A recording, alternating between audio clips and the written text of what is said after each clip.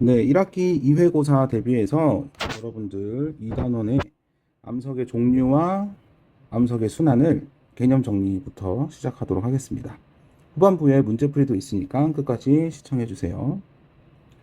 우선 암석의 분류와 화성암입니다.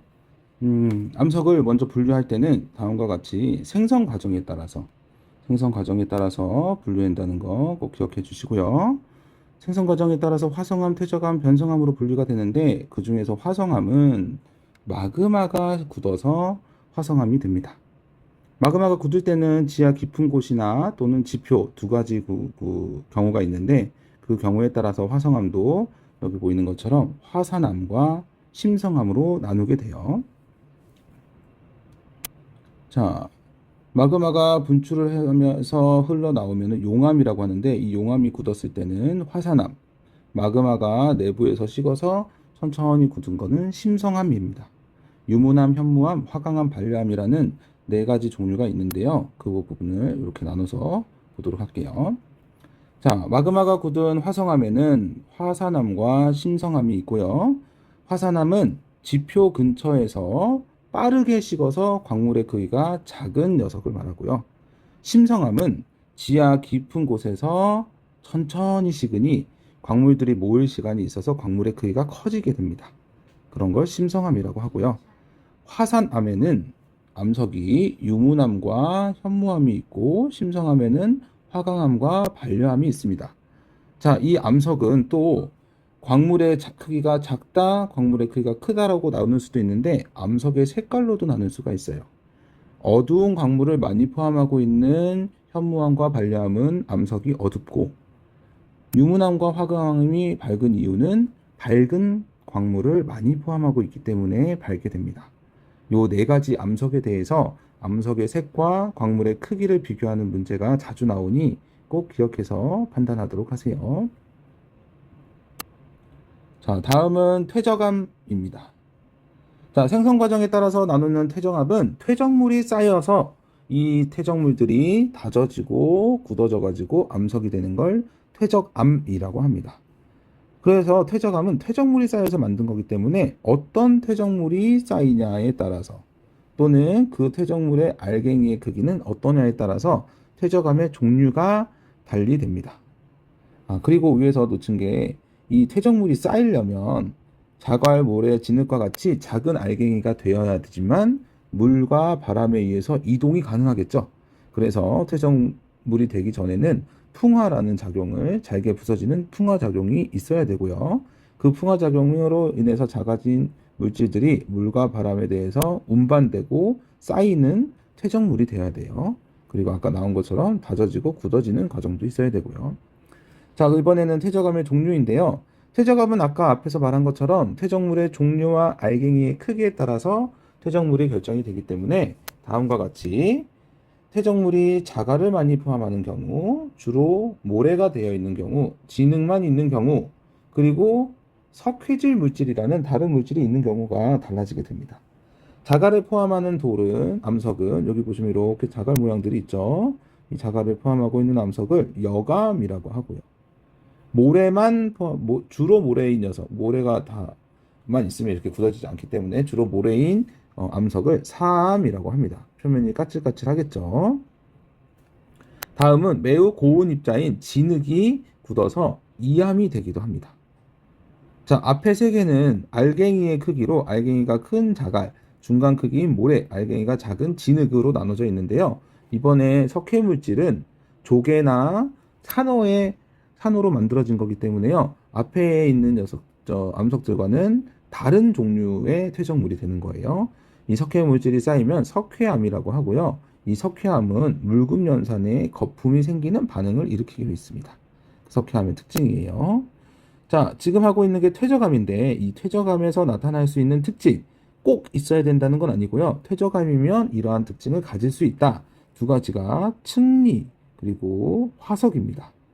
층리는 퇴적암이 쌓일 때 한 번에 만들어져서 쌓이는 게 아니기 때문에 어떤 특정 환경 또는 시간이 지남에 따라서 다른 퇴적암이 쌓이기도 하고 그 퇴적암의 크기가 달라지기도 합니다.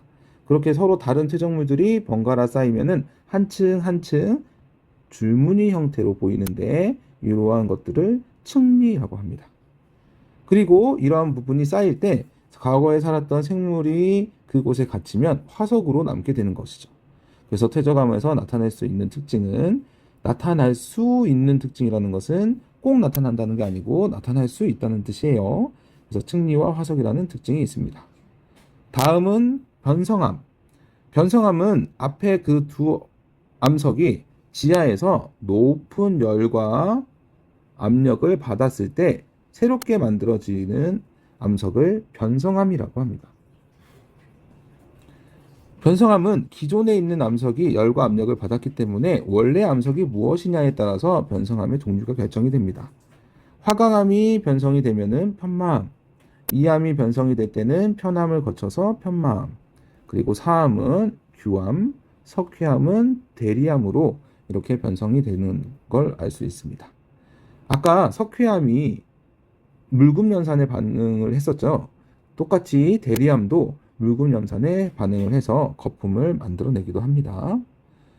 자, 아까 위에서 퇴적암의 특징이 층리와 화석이 있다고 하면 변성암의 특징에서는 염리 부분이 있습니다. 염리. 자, 염리는 무엇이냐면 광물들이 바뀌면서 생기는 줄무늬를 말하는데요. 아래 그림과 같이 이렇게 암석이 주어졌을 때 광물들이 이런 식으로 배열을 했다고 할게요. 그런데 위아래로 압력을 받으면 얘가 찌그러지겠죠. 자기가 찌그러지면서 배열되어 있는 암석 광물들도 재배열되거나 눌리면서 옆으로 생기는 줄무늬가 생기게 되는데 이를 염리라고 합니다. 외부 압력에 대해서 수직 방향으로 염리의 무늬가 형성되니까 이런 부분도 기억해 주시고요. 그리고 광물이 변화할 때는 변성암이 생길 때는 광물이 변화하기도 하는데 첫 번째, 광물의 크기가 커지거나 새로운 광물을 만들어집니다. 여기 왼쪽에 있는 그림인데요. 기존에 있던 암석이 열을 받으면 기존에 있는 광물들이 재배치할 수 있는 시간을 한 번 더 갖는 거예요. 그래서 같은 광물들끼리 모이다 보면은 광물의 크기가 더 커지기도 하고, 그리고 광물의 성질이 열을 받아서 변하면서 새로운 광물이 만들어지기도 하고, 이런 것들이 변성암의 특징이라고 볼 수 있습니다. 자, 이번엔 암석의 순환이에요. 아까 말했던 이 세 가지 생성 과정에 따라서 화성암, 변성암, 퇴적암이 있는데 이 세 가지 암석은 한번 만들어지면 가만히 그 암석으로 계속 남아 있는 게 아니고 다른 암석으로 변하면서 순환 과정을 거치게 됩니다. 암석의 순환은 암석이 주변 환경에 따라서 여러 작용을 받아서 끊임없이 다른 암석으로 변하게 되는 건데요. 그러한 예로 여기 부분이 나와 있네요. 자, 암석이 너무 많은 열을 받으면 다시 녹아버리죠, 마그마로. 마그마가 다시 굳으면은 아까 배웠던 화성암이 되고요. 화성암은 풍화작용, 아직 우리가 배웠던 풍화작용에 의해서 잘게 부서질 수 있는데 부서진 다음에 물에 의해서 운반되고 쌓이게 되면 퇴적물이 되고요. 이 퇴적물을 누를 수 있는 힘과 시간이 지나면 다져지고 굳어져서 퇴적암이 되겠죠. 퇴적암은 또 지하 깊은 곳에 들어가서 열과 압력을 받게 되면은 변성암으로 변하고요. 이 변성암도 더 높은 열과 압력을 받으면 마그마로 또 변하게 되죠. 그러니 세 가지 생성 과정에 따라 만들어지는 화성암, 변성암, 퇴적암 세 가지 모두 서로 바꾸어 가면서 다른 암석이 될 수 있는 암석의 순환 과정이 있습니다. 자, 이 부분은 우리 교과서에서 나왔던 부분인데요. 편마암에 자갈이 들어있는 여감의 생성 과정. 그러니까 편마암 자갈, 편마암으로 보이는 자갈이 들어있는 여감이 만들어지는 과정인데요. 원래 편마암이었던 암석이 지표면에 드러나서 풍화작용에 의해서 잘게 부서지고 이 잘게 부서진 게 운반되고 쌓여서 퇴적물이 된 다음에 다져지고 굳어지면은 그 자갈이 그대로 굳어져서 여감이 되겠죠. 근데 이 여감에 들어있던 자갈은 편마암이었기 때문에 편마암이 여감 안으로 들어와 있는 모습을 볼 수 있을 겁니다. 자, 아래에 있는 순환 과정의 모식도는 매우 중요합니다. 여러분들이 여기 나와 있는 화살표의 과정들, 마그마가 굳어서 식어서 굳으면 화성암, 화성암이 다시 녹으면은 마그마, 변성암도 녹으면 마그마, 그리고 화성암이 잘게 부서지고 운반되고 퇴적이 되면은 퇴적물, 변성암도 그럴 수 있고 퇴적암이 또 다시 퇴적물이 될 수도 있고요. 퇴적물이 다져지고 굳어지면은 퇴적암이 되는 거겠죠. 이번에는 변성암으로 가는 과정을 볼까요? 퇴적암이 높은 열과 압력을 받아서 화성암이 높은 열과 압력을 받아서 변성암, 이런 식으로 해서 암석이 순환하는 과정을 여러분들이 알아낼 수 있고요. 아까 말한 것처럼 화살표에 있는 과정들을 꼭 잘 기억해 두도록 하세요. 자, 다음은 형성평가 문제를 보도록 하겠습니다. 첫 번째 문제는 보기에서 설명하는 암석의 이름과 그 암석과 같은 과정을 거쳐서 만들어지는 암석, 그 암석의 종류에 따른 특징을 적으라고 하네요. 동물의 뼈, 조개 껍데기와 같은 석회질 물질이 쌓인 것을 석회암이라고 되죠. 그리고 묽은 염산을 뼈밑에서 거품이 발생하는 건 석회암과 대리암이 있는데 위에서는 석회암, 퇴적암을 말하고 있으니까 답은 석회암이 되겠고요. 거기에서는 쌓여서 만들어진 퇴적암이기 때문에 화석 또는 층미라는 특징을 가질 수 있습니다. 그래서 답은 4번이고요. 자, 다음은 화성암의 특징. 화성암은 마그마가 굳은 거고요. 마그마가 굳은 거는 화산암과 심성암이 있습니다. 선생님이 만약에 시험을 본다고 하면 문제가 나오기 전에 화성암과 관련돼서 이렇게 정리를 하고 문제를 보는 게 나을 것 같아요. 여러분들이 머릿속에 있는 걸 이렇게 정리를 시험지 귀퉁이에다 해놓으면 이 부분을 가지고 문제를 풀었을 때 실수하는 부분이 적기 때문에 이렇게 한번 정리를 해보겠습니다. 화성암은 화산암, 심성암으로 나뉘고요. 지표에서 굳는 화산암은 유문암, 현무암이 있고 지하에서 굳는 심성암에는 화강암과 반려암이 있습니다. 유문암과 화강암은 밝은 광물들이 많아서 밝은 암석, 현무암과 반려암은 어두운 암석, 광물의 크기는 빨리 식은 화산암이 작고 천천히 식은 심성암이 광물의 크기가 크다고 이렇게 정리를 했고 문제를 보도록 할게요. 1번 현무암은 심성암에 속한다. 현무암은 화산암에 속한다고 적혀 있죠. 열과 압력을 받아지는 것은 변성암이고요. 화산암은 구성 알갱이가 작은 암석이다. 화성암 중에서 화산암은 빨리 식었기 때문에 알갱이의 크기가 작죠. 그래서 3번이 정답이고요. 4번 지표에서 용암이 식으면 심성암이 된다. 지표에서 용암이 식은 게 화산암이죠. 5번 암석의 색이 밝을수록 구성 알갱이의 크기가 크다.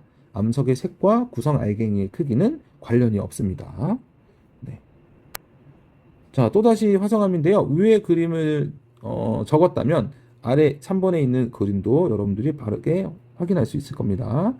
마그마의 냉각 속도가 빠르다라는 것은 지표에서 빠르게 식은 거고요. 마그마의 냉각 속도가 느리다는 것은 지하 깊은 곳에서 천천히 식은 돌을 말하죠. 그래서 지하 깊은 곳은 심성암, 지표는 화산암. 그리고 어두운 색 알갱이가 많으면 어둡다를 말하고요. 어두운 색 알갱이가 적으면 상대적으로 밝다. 그러니 위에 있는 유문암, 현무암, 어두운 반려암, 밝은 화강암과 같이 이렇게 A, B, C, D에 암석을 붙일 수 있을 겁니다. 이렇게 그러니 이렇게 정리하는 게 매우 중요하죠. 네.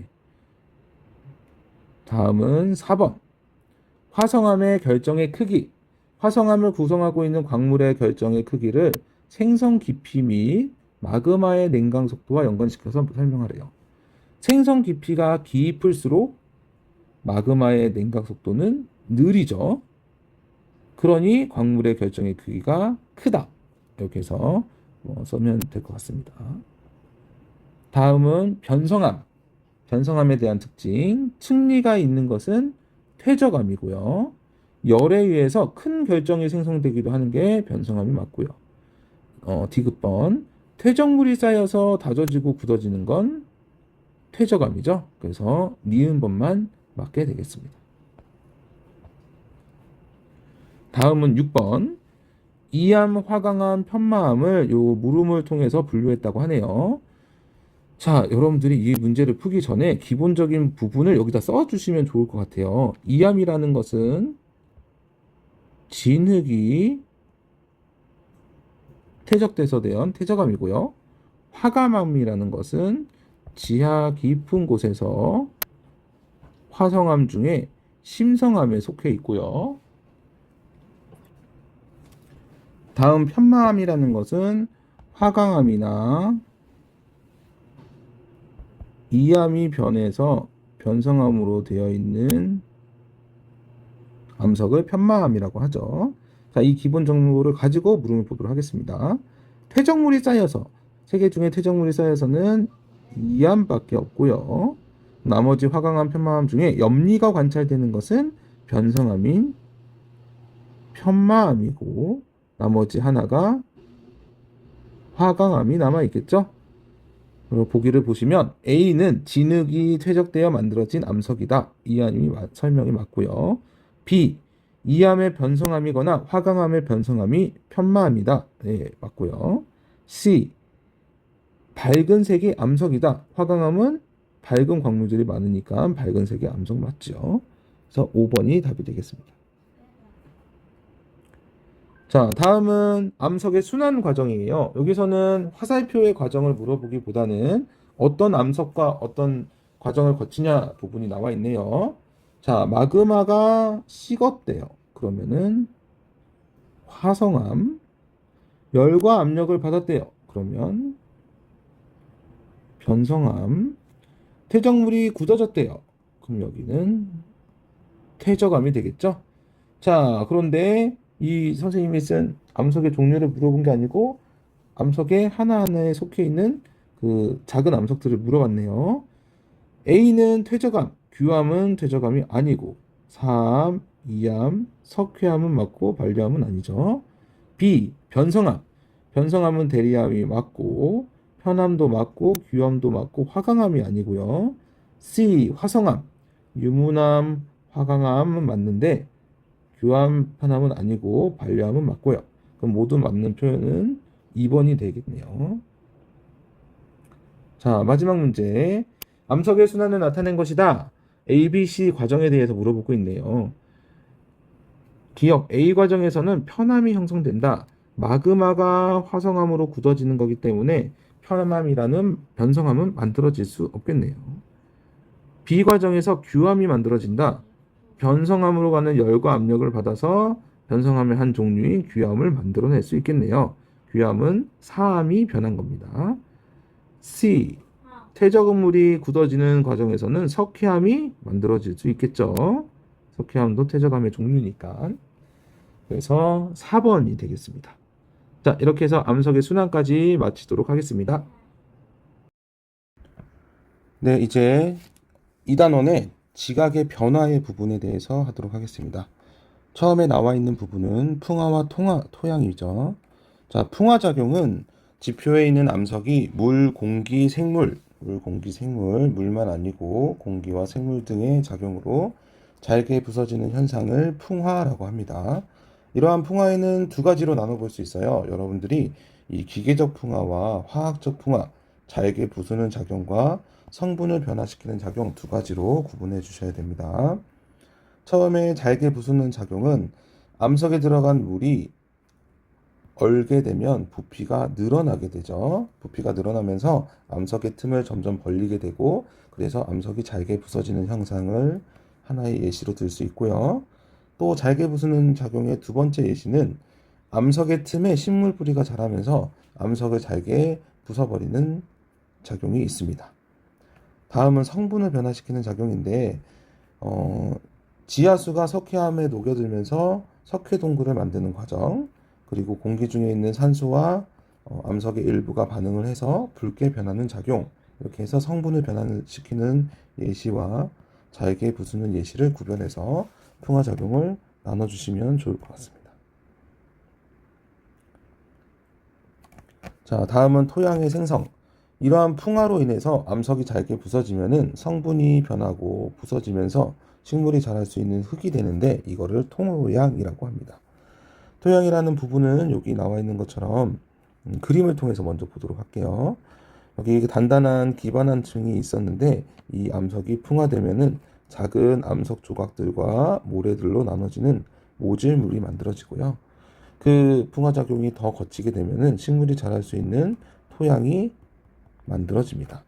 이러한 토양에 계속 비가 내리게 되면 비가 씻겨 내려가면서 표층의 토양 성분이 내려와서 쌓인 층인 심토 부분이 있거든요. 이게 마지막에 형성이 되면서 토양의 형성이 마무리되는 겁니다. 이 토양의 형성 관련돼 가지고 오른쪽에 나와 있는 것처럼 각 그 위치, 뭐 기반암, 모질물, 심토, 표토, 이 용어는 몰라도 됩니다. 네 가지 구역에 대한 설명인데요. 첫 번째로 형성되어 있는 기반암은 풍화를 받지 않는 단단한 암석층을 말하고요. 그리고 모질물은 풍화되어서 암석 조각과 모래로 이루어진 층. 그 다음에 형성되어 있는 표토는 식물 활동이 활발한 층. 그리고 마지막으로 형성되어 있는 심토는 표토에 있는 흙의 성분들이 빗물에 의해서 아래층으로 내려와서 형성된 심토가 있을 수 있습니다. 그래서 여러분들이 여기 순서를 잘 기억해 보시면 맨 아래서부터 1, 2, 3, 4가 아니고 위에서 3이고 두 번째 층이 그 마지막에 형성된 토양으로 볼 수 있습니다. 네, 이렇게 해서 토양의 생성에서는 이렇게 그림을 통해서 어떤 게 그 먼저 형성되어 있는 토양인지 구별을 할 수 있어야 되고, 그리고 각각의 층이 누구 먼저 형성되어 있는지 이런 것들을 구별해 주시면 되겠습니다. 다음은 대륙 이동의 증거. 자, 베게너가 대륙 이동을 주장했었는데 그때 증거들이 있었죠. 아프리카 대륙의 서해안과 남아메리카 대륙의 동해안의 모습, 해안선이 일치한다는 부분, 그리고 지금은 떨어져 있는 대륙인데 서로 산맥이 일치한다는 거, 그리고 떨어져 있는 대륙에서 동일한 화석이 발견되고 있는 거, 또 지금은 따뜻한 지역인데 빙하의 흔적이 있었다는 증거를 통해서 대륙이 이동했다는 주장을 했었죠. 하지만 이 베게너의 주장에서는 부족한 게 무엇이냐면 대륙 이동의 원동력을 설명하지 못했습니다. 대륙이 왜 움직였는지에 대한 힘을 설명하지 못했기 때문에 그 당시에는 인정받지 못했지만, 하지만 현재에는 멘틀이 대류하면서 위에 놓여져 있는 판을 이동했다라는 부분이 설명되어지고 있죠. 그리고 베게너가 주장했을 때 이렇게 하나의 대륙, 원래는 하나의 대륙이었다고 하는 판게아 부분이 있고요. 네, 오랜 시간 동안에 걸쳐서 대륙이 이동하고 있고 지금도 이동하고 있습니다. 뒤쪽 부분 가서 더 설명하도록 하겠습니다. 자, 아래는 지금 화산과 지진대인데요. 화산 때는 화산이 자주, 지진 때는 지진이 자주 발생하는 곳을 말하고 있고요. 이러한 부분은 지구 전체에 골고루 일어나지가 않고 띠 모양의 좁은 지역으로 일어나고 있습니다. 지금 화산대를 부분을 보시면 이렇게 표시되어 있는 부분에만 많이 일어나고 있죠. 그리고 지진대도 마찬가지고 이렇게 표시되어 있는 부분에 띠 모양으로 나타내고 있습니다. 네. 이렇게 지구 전체에 골고루 퍼져 있지 않고 띠 모양으로 나타나고 있습니다. 특히나 환태평양 화산대 지진대라고 해서 불의 굴이라고도 하는데, 태평양 가장자리, 여러분 태평양 위치가 요 대륙입니다. 아시아 대륙과 아메리카 대륙 사이에 있는 요 부분이 태평양인데, 이 태평양 가장자리, 중앙부가 아니고 가장자리 부분에 이렇게 지진과 화산이 많이 발생해서 이를 환태평양 화산대 지진대 또는 불의 굴이라고 하고 있습니다. 자, 화산대와 지진대를 비교해서 한 그림에다가 보여주게 되면은 지금과 같이 화산대와 지진대가 대체로 일치하는 경우가 발생합니다. 물론 화산이 일어나는 지역과 지진이 일어나는 지역이 다른 지역도 있긴 하지만 대부분 이렇게 화산이 일어나는 곳은 지진도 많이 일어나는 부분을 볼 수 있습니다. 이거에 대한 설명이 뭐가 있냐면 판이라는 개념을 가져와서 설명할 수 있죠. 자, 판은 지각과 멘틀의 윗부분만을 포함합니다. 우리가 맨 위에 있는 지각, 대부분을 차지하고 있는 멘틀, 그리고 외핵, 내핵이 있었죠. 이 지구의 구조 중에서 지각을 포함하고 멘틀의 윗부분만 포함한 부분이 판입니다. 자, 여기 그림과 같이 대륙 지각과 해양 지각이라는 두 가지 지각이 있었죠. 이 두 가지 지각과 멘틀이 전체가 아닌 멘틀의 윗부분만 포함해서 얘를 판이라고 하고요. 이 지구는 크고 작은 여러 개의 판으로 이루어져 있습니다. 그 그림이 여기 나와 있는 거죠. 이렇게 지구 전체가 큰 판과 작은 판, 그래서 판으로 구성되어 있다는 거 알아두시고요. 이러한 판은 이동을 합니다. 지구 표면을 이루고 있는 판은 서로 다른 방향과 다른 속력으로 이동을 하고 있어요. 서로 다른 방향과 다른 속력이기 때문에 그 판이 서로 부딪히거나 멀어지기도 하고 어긋나면서 여기는 어긋나는 지점, 여기는 부딪히는 지점, 여기는 멀어지는 지점 이런 식으로 해서 방향과 속도가 다르기 때문에 이러한 부분이 생기고 그러한 부분에서 화산 활동과 지진 활동이 일어나게 됩니다. 경계에서 멀어지거나 부딪히거나 어긋나기 때문에 화산대와 지진대는 판의 경계와 거의 일치합니다. 네. 다시 말해서 판의 경계에서 화산과 지진이 많이 일어나는 부분이죠. 네. 이제 문제를 풀면서 내용을 좀 더 확인하도록 하겠습니다. 자, 형성평가 1번을 먼저 보도록 할게요. 자, 암석의 풍화에 대한 설명으로 옳은 것만을 고르시오라고 되어 있네요. 화산 활동으로 용암이 분출하였고 마그마가 식어서 화성암이 만들어지는 것은 암석이 만들어지는 과정이잖아요. 이제 풍화와는 상관이 없고 물이 얼어서 암석이 갈라지는 잘게 부수는 작용인 것이 풍화의 예가 될 수 있겠죠. 그래서 디귿번만 막겠습니다. 자, 이제 풍화를 일으키는 원인과 사례에 대한 그림을 연결해야 되는 건데 물에 의한 것은 여기 나와 있는 것처럼 얼음이 되어서 부피가 커지면서 그 암석을 틈을 더 벌려 암석이 쪼개지는 과정이고요. 두 번째 식물의 풍화는 식물의 뿌리가 암석 틈을 갈라버리는 현상, 그리고 공기 중에 있는 산소가 암석의 성분과 만나서 붉게 변하는 현상, 3번이 기억과 연결이 되겠습니다. 다음은 3번 토양의 구조인데 이 토양의 구조에서 생성 순서를 차례대로 쓰라고 했네요. 제일 아래에 있는 기반암, 그리고 그 위에 형성되어 있는 모질물, 그 다음에 바깥으로 저기 나와 있는 표토인 A, 마지막으로 빗물에 의해서 토양이 두꺼워지면서 형성되어 있는 심토, 이런 식으로 해서 1, 2, 4, 3번 순서대로 토양이 형성되어 있습니다. 다음은 베게너가 제시한 대륙 이동의 증거로 볼 수 없는 것은 산맥의 연결, 지금은 떨어져 있는 대륙에 산맥이 연결되어 있고 빙하의 흔적이 남극 대륙을 중심으로 해서 연결되어 있다는 부분, 그리고 멀리 떨어진 대륙에 마주보는 해안선이 일치하고 다음에 5번에 있는 멀리 떨어진 대륙에서 발견되는 같은 종류의 화석 등이 베게너가 주장한 것이죠. 자, 전 세계적으로 화산대와 지진대가 대체로 일치하는 부분은 베게너의 주장과는 연관이 없는 부분입니다. 자, 모든 대륙이 그림과 같이 하나로 붙어 있다. 판게아를 말하죠.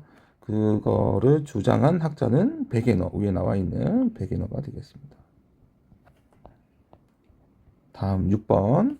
이 그림을 보고 가장 오래된 순서부터 찾아라고 하는데 판게아로 되어 있는 하나의 대륙으로 되어 있는 가가 가장 오래되었고 지금 현재의 모습인 다가 가장 최근이고 그 사이에 나가 있겠죠. 네.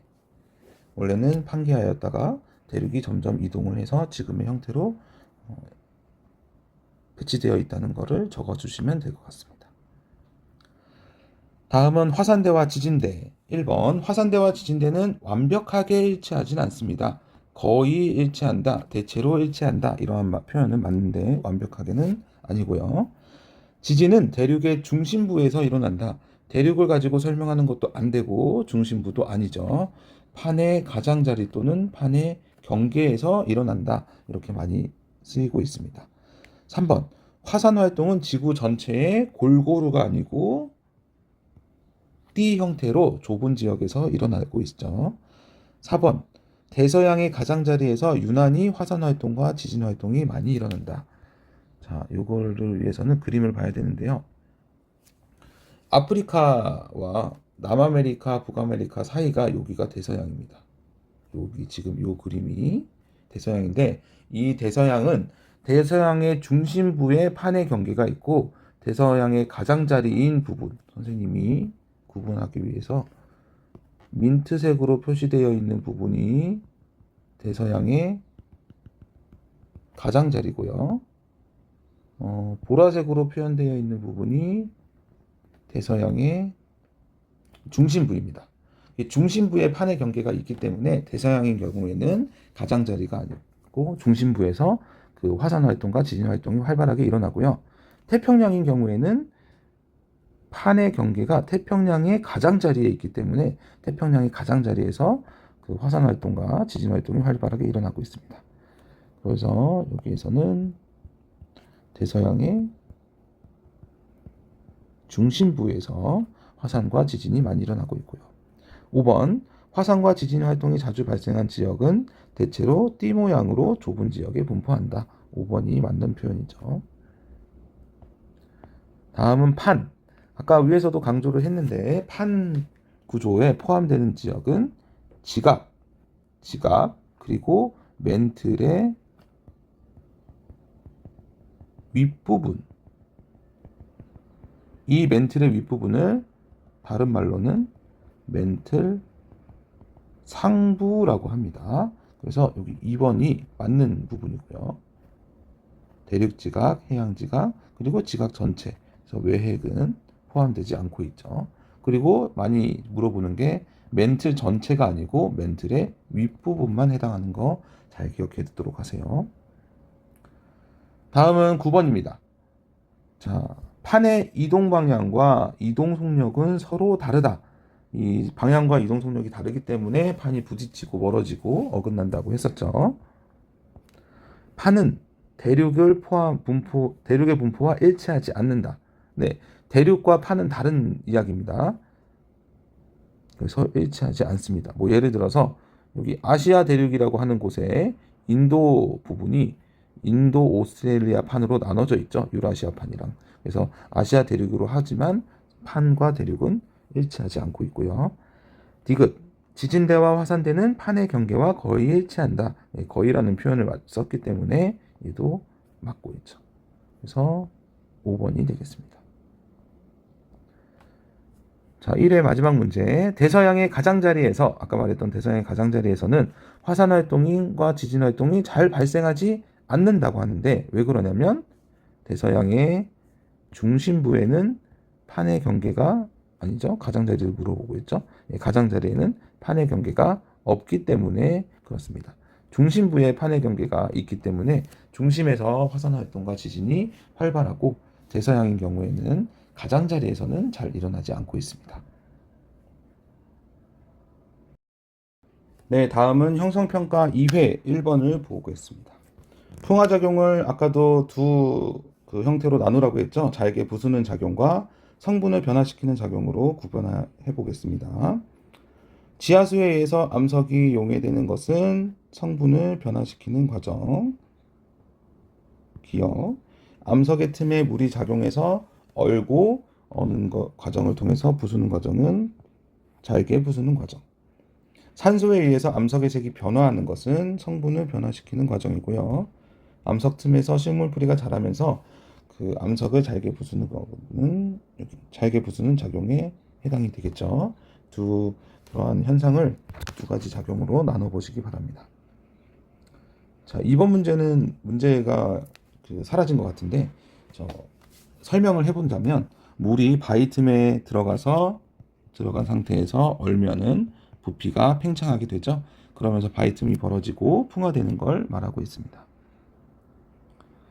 3번 토양에 대한 설명. 풍화작용의 결과로 만들어진 거 맞고요. 풍화가 되어야지만 토양이 만들어지고 토양은 이렇게 암석이 잘게 부서지고 성분이 변하는 풍화작용을 통해서 만들어지는 흙을 토양이라고 합니다. 암석이 풍화되어 토양이 만들어지려면 오랜 시간이 걸리고요. 풍화작용이 계속되면 토양은 여러 층이 생기게 되겠죠. 그래서 우리는 네 가지 층 A, B, C, D 이 용어는 몰라도 됩니다. 그래서 네 가지 층이 생겨지고 점점 두꺼워진다는 것을 저번에 배웠죠. 5번 토양에서 가장 위층에 있는 요 D층이 가장 나중에 만들어진다. 맨 아래층이 제일 먼저 만들어진 건 맞고 두 번째도 맞는데 세 번째는 C가 아니고 맨 위에 있는 D층, 표토를 말하고 있죠. 그리고 그 아래층이 나중에 형성이 되어 있습니다. 그래서 5번이 틀렸죠. 다음은 대륙 이동에 대한 설명으로 옳은 것은 초대륙이라는 게 판게아를 말하고 있고요. 초대륙이 분리되면서 현재의 모습을 갖추고 있다고 주장을 했었고, 적도 지방의 부근에서 발견되는 빙하의 흔적, 지금은 따뜻한 지역인데 빙하의 흔적이 있다는 것은 과거에는 추운 지방에 있었다, 대륙이 이동을 했었다라는 부분의 증거가 될 수 있고요. 화산대와 지진대가 대체로 일치한다는 사실은 대륙 이동설을 주장하게 된 이유가 아니죠. 그 이후에 나왔던 그 의견이죠. 그래서 기역과 니은. 자, 베게너와 주장한 걸 이제 연결해 보면 해안선의 일치는 남아메리카 대륙과 아프리카 대륙, 멀리 떨어진 대륙은 이렇게 그 유럽 대륙과 이렇게 북아메리카 대륙에 있는 산맥을 말하고 있고요. 그리고 빙하의 흔적으로 통해서 남극을 중심으로 원래는 아래쪽에 붙어 있었다라는 부분. 네, 다음은 6번. 대륙 이동의 과정 관련돼서 설명이네요. 처음에 판게아로 되어 있는 나가 먼저 순서이겠죠. 그리고 지금의 형태인 가가 나중이고 중간에 다가 들어오면 될 것 같습니다. 나에 나타난 초대륙을 판게아라고 한다. 맞죠? 대륙 이동으로 대서양의 면적은 점점 넓어지고 있다. 그럼 대서양을 찾아야 되는데 지금 지도인 가를 보시면 대서양이 아프리카 대륙과 남아메리카 대륙, 북아메리카 대륙 사이에 있는 이 부분입니다. 그러면 지금 현재 가보다 이전에 있는 다 형태를 보시면 여기 보시면 대서양이 가보다는 다 그림에서 더 좁죠. 그리고 나에서는 붙어 있었습니다. 그래서 대서양은 점점 넓어지고 있습니다. 대륙이 대서양에서는 벌어지고 있거든요. 그래서 두 개의 판이 벌어지고 있는 지역이라서 대서양이 점점 넓어지고 있습니다. 다음은 7번. 기억 볼게요. 화산대와 지진대는 연관성이 있죠. 판의 경계에서 많이 일어나고 있기 때문에 연관이 있습니다. 그래서 틀렸고, 화산 활동과 지진이 많이 발생하는 지역은 좁은 띠 모양을 나타내고 있었죠. 화산대와 지진대는 좁은 띠 모양. 화산 활동과 지진 활동이 가장 많이 일어나는 지역은 대서양의 중앙부가 아니고 중앙부였죠. 그렇지만 가장 많이 일어나는 지역은 대서양이 아니었습니다. 대서양이 아니었고 태평양 가장자리, 환태평양 화산대 지진대 또는 불의 고리라고 하는 지역이었죠. 그래서 디귿번도 틀리고 니은만 맞습니다. 대서양 중앙부에서 지진 활동이 많이 일어나는 건 맞는데 그보다 더 많이 일어나는 지역이 태평양이기 때문에 디귿이 틀렸습니다. 자, 8번. 판에 대한 설명이네요. 지각 바로 밑부분이다. 지각을 포함하고 있는 부분이죠. 지각 아랫부분이 아닙니다. 두께가 100km로 되어 있는 단단한 암석층이다. 네, 단단한 암석층이니까 얘네들 같이 움직이고 있죠. 판은 고정되어 있고 고정되어 있지 않죠. 움직이고 있습니다. 판 아래쪽에 멘틀이 움직이면서 지진 활동이 일어난다. 정확한 표현은 판은 이동하고 있다. 왜 이동하냐? 판 아래쪽에 있는 멘틀이 움직이고 있고 그렇기 때문에 판의 경계에서 지진과 화산 활동이 많이 일어나고 있다. 이렇게 표현을 해야겠죠. 그래서 니은번만 맞겠네요. 자, 9번. 우리나라 주변의 판에 나타낸 그림인데 여기 보시면 일본이 있고 그리고 우리나라가 있어요. 그 부분을 이렇게 잘라서 봤다고 했습니다. 그러면은 우리나라에서는 일본에 비해서 지진 활동이 잘 일어나지 않는데 이유는 뭐냐? 우리나라는 판의 경계에서 일본보다는 더 멀리 떨어져 있죠. 그렇기 때문에 지진 활동이 화산 활동이 잘 일어나지 않고 있습니다. 일본보다는.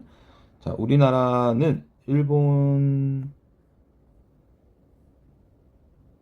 판의 경계에 우리나라보다 일본이 더 가깝기 때문에 일본에서 그 지진과 화산 활동이 많이 일어납니다. 태평양판과 유라시아판이 부딪히고 있고요. 이 부딪히는 과정에서 밀도가 큰 태평양판이 아래로 내려가면서 여러 가지 마찰로 인해서 마그마가 만들어지기도 하고 마찰로 인한 지진이 일어나기도 하기 때문에 일본에서 더 지진과 화산 활동이 활발하고 있습니다. 자, 다음은 베게너의 주장인데요.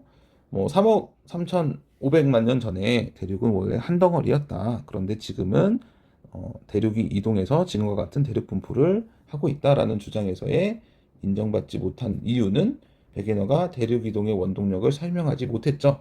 대륙은 지구 자전 때문에 그리고 달의 인력 때문에 움직인다라고 베게너가 주장을 했었는데 그러한 힘으로는 대륙을 이동할 수 있는 충분한 힘이 되지 않아서 그 당시의 과학자들은 인정하지 못했죠. 그 이후에 베게너가 죽고 난 다음에 다른 학자가 판과 판의 이동, 멘틀 대류설 여러 가지 이런 것들을 주장하면서 대륙이 이동했었다라는 부분을 뒷받침할 수 있었죠. 그래서 베게너는 대륙 이동의 원동력을 설명하지 못한 부분이 있습니다.